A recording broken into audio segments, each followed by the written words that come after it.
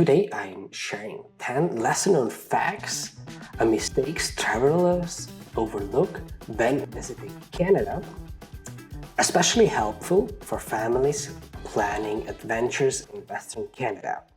Let's dive in.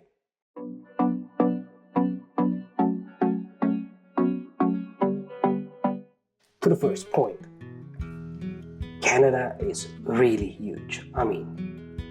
Really huge. It is the second largest country in the world, and you could easily underestimate travel times between locations. They might look short on the map, but it could easily take up 3-4 hours. And when traveling with kids, that might not be a great thing. So, second point on the list is wildlife in Canada is not always friendly. With that I mean it could be tempering getting out the car when you see a bear along the road or an elk. Keep in mind they are super unpredictable, might attack you without any reason or warning, and can end very bad. Especially with elks, for example, or generally deers that are in mating season. They could attack you, although it seems they were eating their grasses on the ground without any warning. They would attack you. I heard things like in Jasper, people visiting a tourism center, and 100 meters away was an elk, and they started to attack them without any warning, or they didn't even came close to them. So be mindful of that, although they seem friendly, and if you want to take your pictures, maybe you do that in the safety of your car. Third point on the list, unexpected weather changes. Especially Calgary is known for its weather changes and its dramatic temperature swings called Chinooks. I heard people saying in winter that they went out the house for work when it was minus 10 degrees Celsius, and in the afternoon they came back home wearing shorts because of a Chinook that drove the temperature up more than 20 degrees in winter. But that also can happen at other places, of course, in Canada, so be mindful of that. So, number 4. Politeness is serious business in Canada. So better say one sorry too often than one sorry too less. That's why it has this humorous stereotype of Canadians that say A and sorry all the time, and by people saying even if they're angry, you feel still they're super friendly. But anyway, as with any other country, be respectful and don't be rude. You will be rewarded.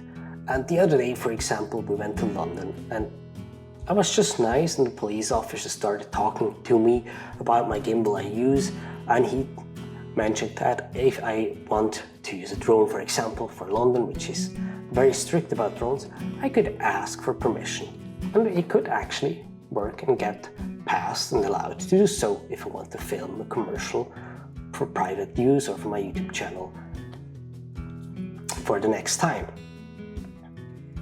So, tip and mistake number 5 on the list. Don't rely too much on cell coverage everywhere. We know Canada is huge, and so is the wilderness, and so there are many areas that have no cell connectivity. In the place where my family lives, for example, I know at a certain point my mobile phone won't have any connectivity anymore, and I have to rely on Wi-Fi.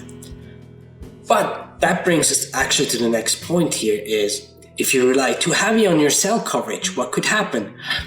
So if you are on a road trip and get into an area where there is no cell connectivity, you might lose the connection, meaning your GPS or your navigation system won't be able to load the data anymore and can't tell you where you need to go. For example, I use Waze most often, and in Europe there is no issue with it. But in Canada, there might be the case that you can't use it because you cannot download certain areas of your trip, meaning you don't know where to go or when it loses connection. That, on the other hand, isn't the case with Google Maps, for example. It's from the same company as Waze, basically, but what you can do there is beforehand, before you start your trip, you can download the section of your map that includes your trip, your route, meaning before you leave, you can download your maps. Maybe you go to a restaurant with a Wi-Fi connection. Tim Hortons is always a good choice. And download your trip beforehand so that you are prepared when it could happen that you won't have any cell coverage anymore. Putting and beyond underrated Canadian foods. Canada's food scene is quite diverse and specific to each region. Vancouver is known for its fusion food, while Saskatchewan it's known for its farm-to-table dishes. Or on the east, you get famous and great lobster dishes, for example. So what you really need to do, and is worth doing beforehand, is doing your research in order not to miss local culinary gems.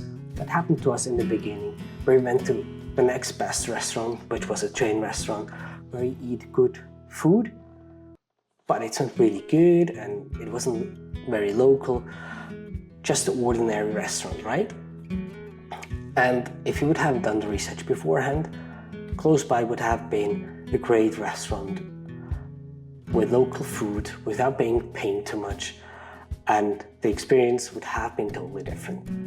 So don't make the mistakes we did and look for great restaurants with local food dishes, and you will be rewarded with a nice experience. Number 7, cash isn't always king. And you might know that from your home country, or maybe you live in Canada or in the US, cash isn't always king.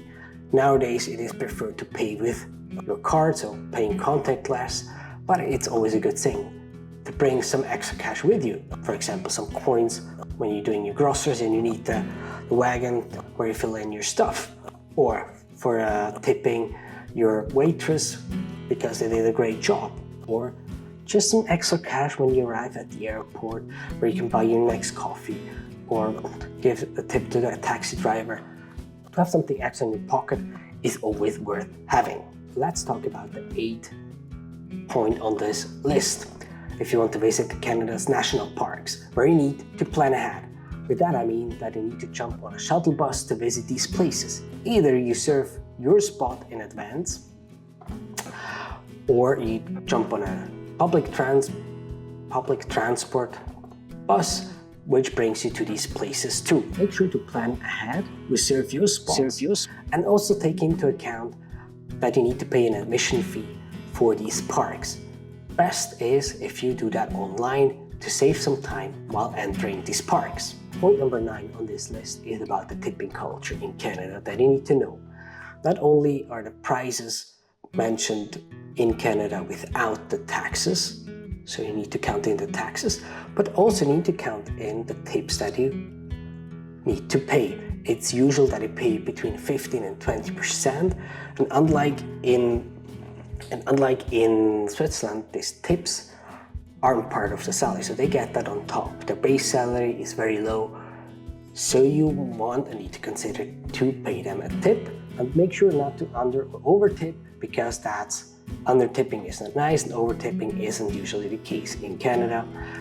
In other countries you pay even more tips, but that's not usual for Canada.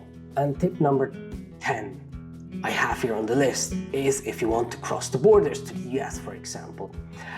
And with that, I want to highlight that you need to prepare yourself for the crossing, because you get detailed questions. You need to prepare all your documents, and you need to know what you want to do in the US and why you're going there. They're going to ask these questions, so prepare yourself to have a smooth crossing across the border, which makes your life afterwards much easier, less hassle, and less stressful travel.